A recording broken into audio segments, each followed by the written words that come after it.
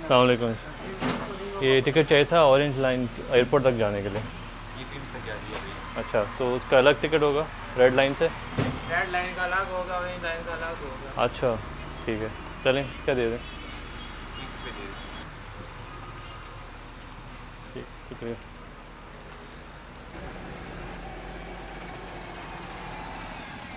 अस्सलाम वालेकुम everyone and welcome back to my channel. आज हम इस्लामाबाद मेट्रो बस का सफ़र करेंगे ग्रीन लाइन के। इस वक्त मैं बिल्कुल शुरू में हूँ, बारकऊ का जो स्टॉप है, और will go all the way to the airport. इसमें हम तीन जो लाइनें हैं वो इस्तेमाल करेंगे। सबसे पहले ग्रीन लाइन, फिर रेड लाइन में हम शिफ्ट करेंगे, फिर रेड लाइन से हम ऑरेंज लाइन तक का सफ़र करेंगे। तो मुझे 3 घंटे में एयरपोर्ट पहुंचना है। तो वैसे ये सफ़र अगर मैं यहाँ से गाड़ी में करूँगा या ऊबर में करूँगा इन ड्राइवर में, तो मुझे तकरीबन 1 घंटा लगेगा। तो मैंने उसको डबल करके बल्कि ट्रिपल कर दिया है जस्ट टू बी श्योर, ताकि मैं अपनी फ़्लाइट मिस ना करूँ और इस एक्सपीरियंस को आप लोगों के साथ शेयर कर सकूँ। तो लेट्स गो। तो मैंने टिकट ख़रीद लिया है। ग्रीन लाइन का टिकट सिर्फ 30 रुपये का है, फिर रेड लाइन का मुझे अलग से टिकट लेना होगा और ऑरेंज लाइन का अलग से टिकट लेना होगा। तो ये थोड़ा सा डिफरेंट है। बाहर के मुल्कों में जो मैंने ट्रैवल किया है उसमें आप एक दफ़ा टिकट लेते हैं और बग़ैर टिकट बार बार लिए आप लाइंस में शिफ्ट कर सकते हैं। तो ये थोड़ी सी एक डिफरेंट चीज़ मुझे लगी है, but I am really excited and अभी चलते हैं, बस में बैठते हैं और आपके साथ एक्सपीरियंस शेयर करते हैं। तो ये जो शटल सर्विस है, बेसिकली ये मेन बारकऊ जो शहर है वो थोड़ा कंजस्टेड है, तो ये छोटी शटल वहाँ से चलती है। ये जो बारकऊ का जो स्टेशन है वो थोड़ा सा उन्होंने बिल्कुल एज पे बना दिया है, एंट्रेंस ऑफ बारकऊ पे। तो इवेंचुअली आई थिंक इसको आगे जाके एक्सपेंड करेंगे। जब बारकऊ का बाईपास अभी जो बन रहा है वो बन जाएगा, उसके बाद जो है उसको शायद आगे लेके जाएंगे। मगर अभी जो है ये थोड़ा सा शहर के बिल्कुल एंट्रेंस में वो शहर है, आप देख सकते हैं, और बिल्कुल एंड पे उन्होंने बना दिया उसके शुरू में। तो अभी ये शटल सर्विस इसलिए चल रही हैं।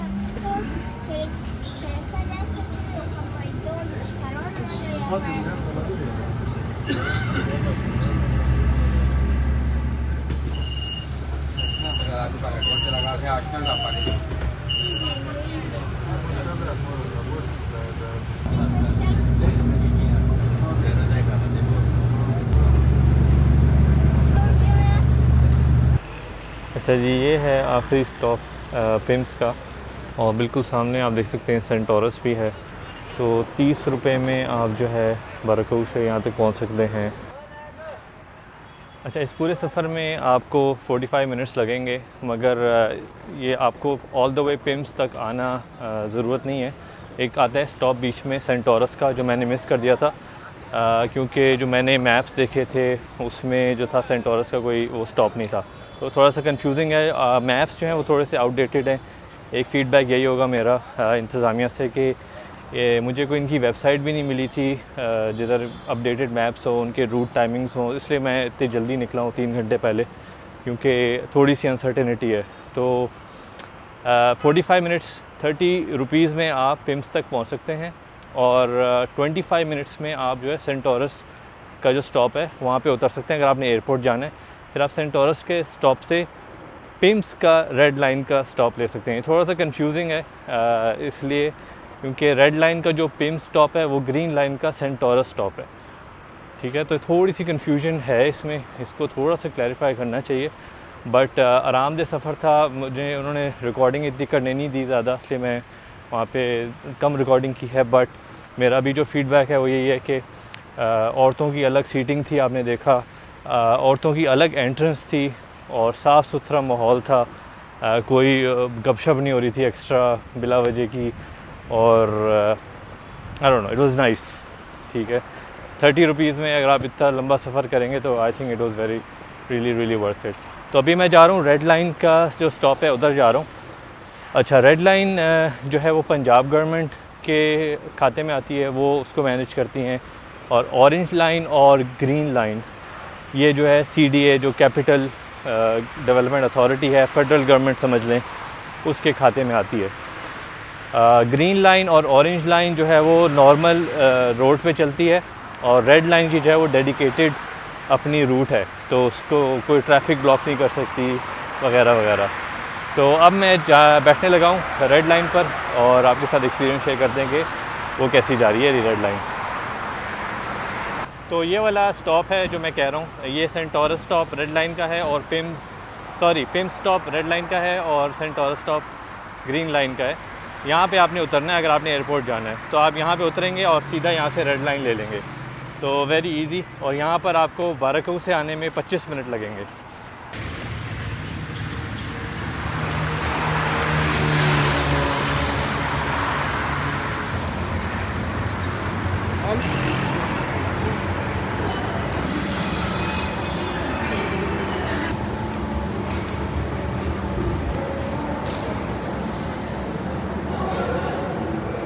बहुत ही ज़बरदस्त, बिल्कुल जैसे आपने इंटरनेशनल देखा होगा स्टैंडर्ड, वैसे ही लग रहा है बिल्कुल।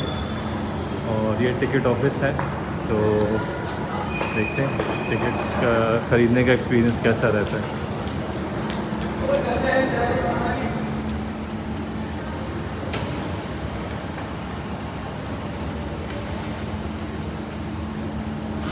एक टोकन चाहिए।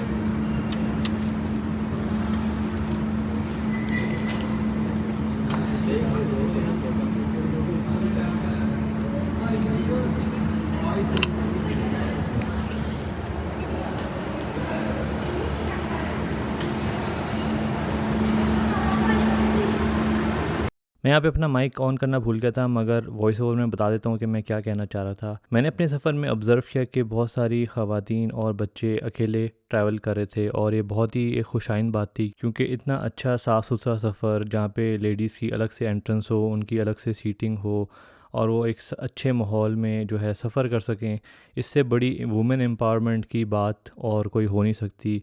और मेरे ख़्याल से कि हम अपने ड्राइंग रूम्स में इस बात को ज़्यादा डिस्कस नहीं करते हैं कि इस तरह से भी पब्लिक ट्रांसपोर्ट की वजह से वुमेन एम्पावरमेंट कितनी होती है।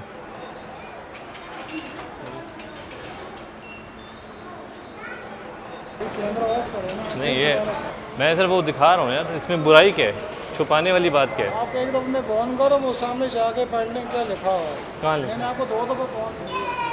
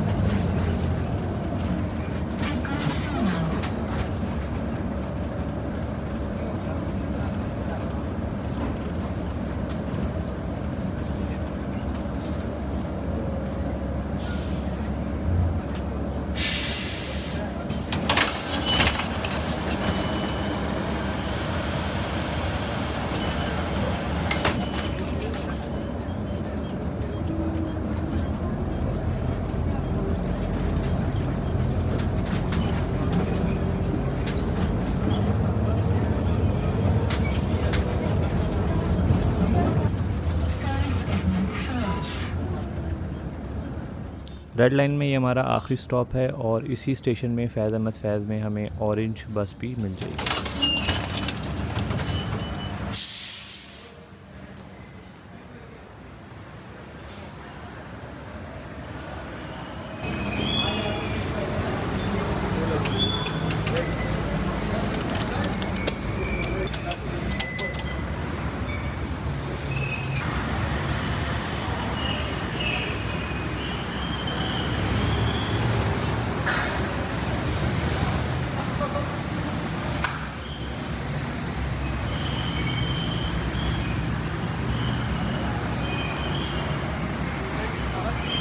ऑरेंज लाइन दो हिस्सों में डिवाइडेड है। पहला हिस्सा जो है फैज़ अहमद फैज़ से जीटी रोड या N5 के स्टेशन तक जाता है। दूसरा हिस्सा इसका जीटी रोड या N5 स्टेशन से एयरपोर्ट तक जाता है। पहले हिस्से का किराया 30 रुपये है और दूसरे हिस्से का किराया 50 रुपये। जैसे कि आप देख सकते हैं, मुझे सिर्फ ऑरेंज लाइन के टिकट के लिए ऊपर जाना है, फिर नीचे आना है। इस पूरे मेट्रो सिस्टम का एक बहुत बड़ा फ्लॉ ये है कि आपको सारी लाइनों के एक जगह से टिकट नहीं मिल सकते हैं और ना ही ये टिकट्स आप अपने मोबाइल से ऑनलाइन ख़रीद सकते हैं।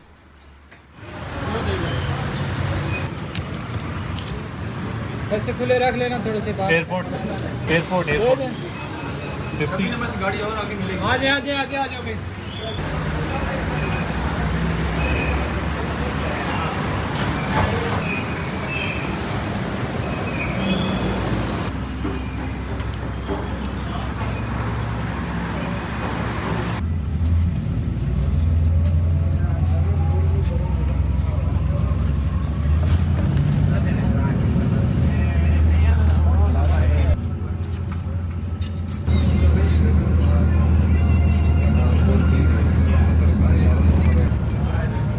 मेट्रो बस के टाइमिंग सुबह 6 बजे से रात 10 बजे तक होते हैं और एयरपोर्ट वाली जो रूट है वो 24 घंटे चलती है। टिकट सेल्स जो हैं वो 10 बजे ख़त्म हो जाती हैं रात के, मगर उनकी जो बसेस हैं वो 11 बजे तक चलती हैं। ये timing are subject to change, तो आप ये मैं अभी की बात बता रहा हूँ नवंबर 2022 की। ये टाइमिंग्स आगे जाके चेंज हो सकती हैं, तो आप जाने से पहले ज़रूर चेक कर लें।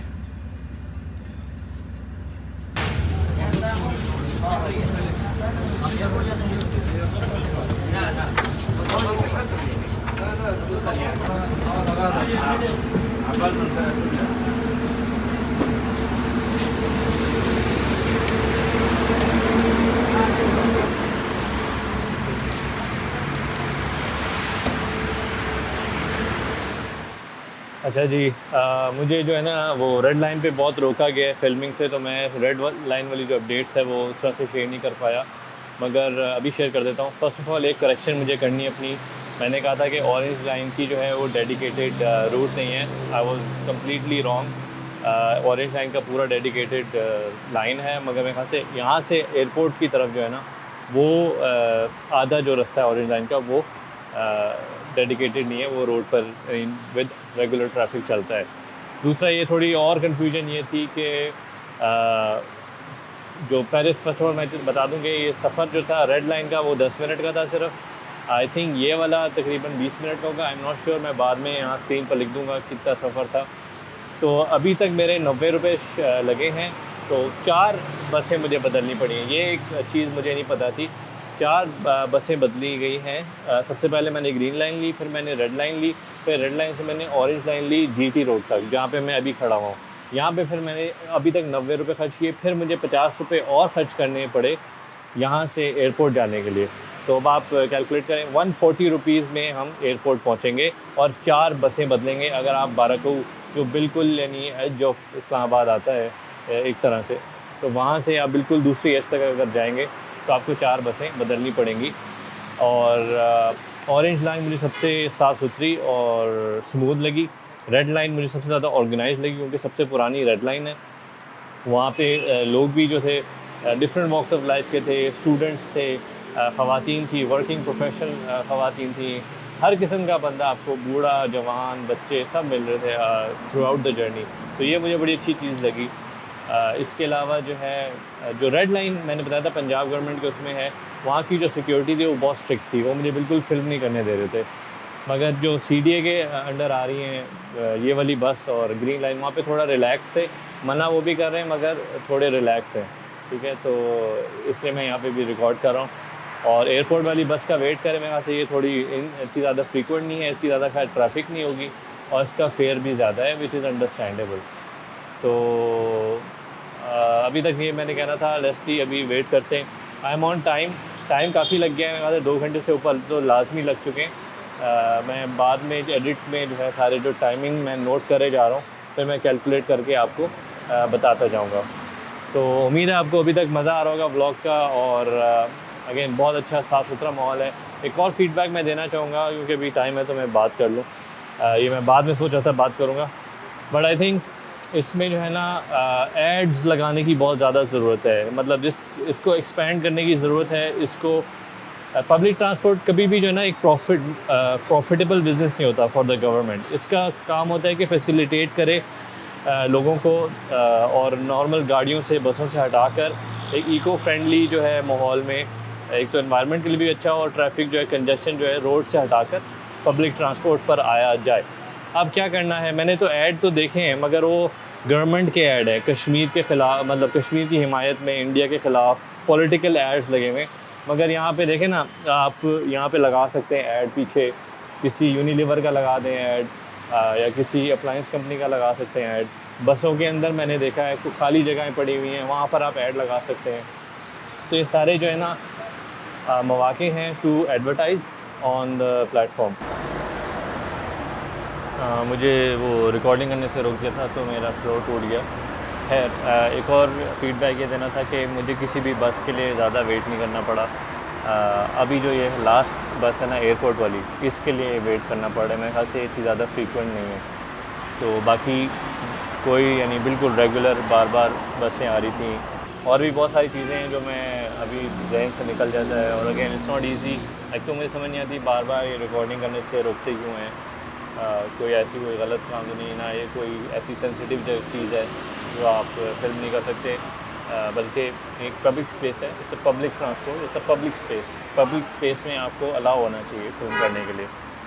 तो ये इंटरनेशनल कानून होता है। अब आई डोंट नो यहाँ पे क्यों इस तरह से रखा जाता है। अच्छा, एडवर्टाइजिंग वाली बात जो मैं कहना चाहता हूँ, उसका असल मकसद मेरा ये कहने का था कि ये जो बसें बनाई जाती हैं ये कर्ज़ लेके बनाई जाती हैं। और आई सी वेयर लाइक उसकी आइडियोलॉजी क्या है कि क्यों ये बनाया जाता है, why is it feasible. But हमें जो है ना सिर्फ कर्ज से थोड़ा सा बाहर निकल के इसको कमर्शलाइज़ करने का हमें थोड़ा सोचना चाहिए। किस तरह से हम इन चीज़ों पर एड्स लगाकर, इन चीज़ों को कमर्शलाइज़ करके, ये जो हमने अपने कर्जे दिए हुए इन बसों को बनाने के लिए, इसको पे ऑफ करें। बिल्कुल ये जो बसें हैं, पब्लिक ट्रांसपोर्ट है, इस पे इन्वेस्टमेंट होनी चाहिए है और इसको और इन्वेस्टमेंट करनी चाहिए, इस पर और ख़र्चा करना चाहिए। कर्ज़ बेशक लेके आप कर लें शुरू में, बट आई थिंक अभी इसमें बहुत ही आसानी से आप इसमें प्रॉफिट कमा सकते हैं। एड्स लगाएं और इसमें आई मीन ईज़िली आप इसको जो है these buses, these projects will pay themselves of. ये खुद अपना ख़र्चा उठा सकते हैं इस तरह से। इसके अलावा जो एक और चीज़ मैंने भूल गया था पहले, रेड लाइन में जो थे ना वो पब्लिक अनाउंसमेंट्स भी थी, जिस तरह के वो होता है कि अब कौन सा स्टेशन आ रहा है। तो वो again as I said, red line थोड़ी ऑर्गेनाइज थी, बट ये ऑरेंज लाइन जो है और ग्रीन लाइन में उसमें कोई पब्लिक अनाउंसमेंट्स भी नहीं हो रही थी कि अभी कौन सा स्टेशन आ रहा है। इसके अलावा वो कोई मैप्स नहीं प्रिंट हुए हुए, या कोई आई थिंक मैप्स अभी रूट्स अभी बिल्कुल भी नहीं रेडी हुई हुई। आई थिंक ये इसलिए क्योंकि ग्रीन लाइन लिटरली 4 महीने पहले ओपन हुई है, ब्लू लाइन भी 4 महीने पहले, और ये भी जो है ऑरेंज लाइन ये अप्रैल में शायद खुली है जब से ये पीडीएम की हुकूमत आई है। तो ये सब कुछ बहुत नया है। I think eventually they will get to it, but अभी इस वक्त जो है थोड़ा सा डिसऑर्गेनाइज्ड है। वो जो मैंने एक स्टेशन मिस किया वो नहीं होना चाहिए था। तो अगेन थोड़ा सा I think this will get better with time. और हाँ, अभी तक तो यही है। तो जब बस आती है, आई डोंट नो कब आएगी। इधर एक और चीज़ लिखी होनी चाहिए कि कितने मिनट में बस आने वाली है नेक्स्ट, ये भी नहीं लिखा हुआ। कुछ रेड लाइन में लिखा हुआ था, यहाँ पे नहीं लिखा हुआ। तो एज आई सेड, तो ये जो ऑरेंज लाइन और ग्रीन लाइन है थोड़ा सा उनमें यानी सिस्टम सही नहीं बैठा हुआ। रेड लाइन बहुत ही स्मूथ था।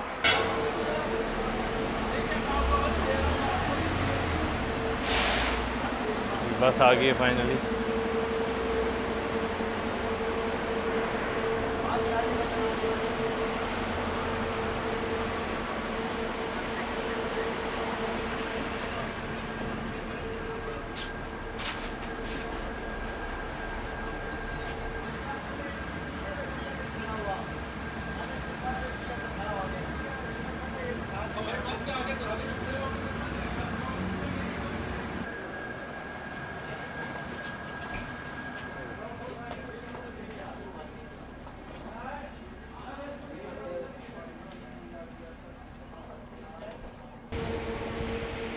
ठीक है जी, ये हो गया जी लास्ट स्टॉप हमारा।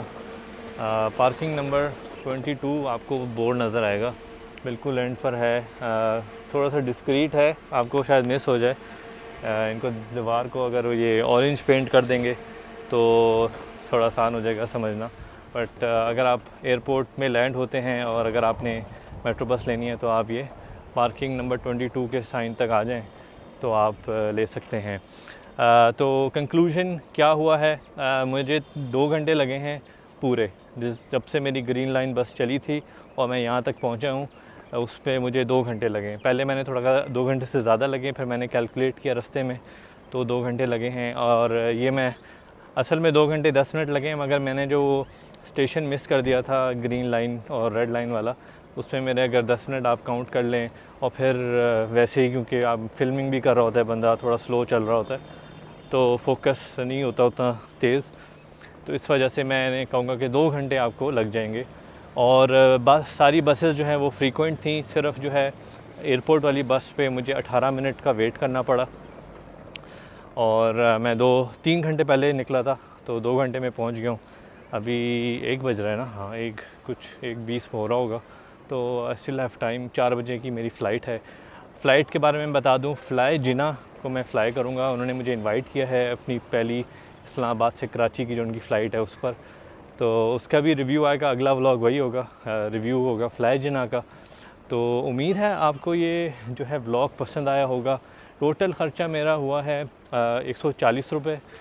मैंने रास्ते में करीम के भी रेट्स पता किए हैं और इन ड्राइव के भी रेट्स पता किए हैं, वो मैं स्क्रीन पे भी स्क्रीनशॉट डाल देता हूँ।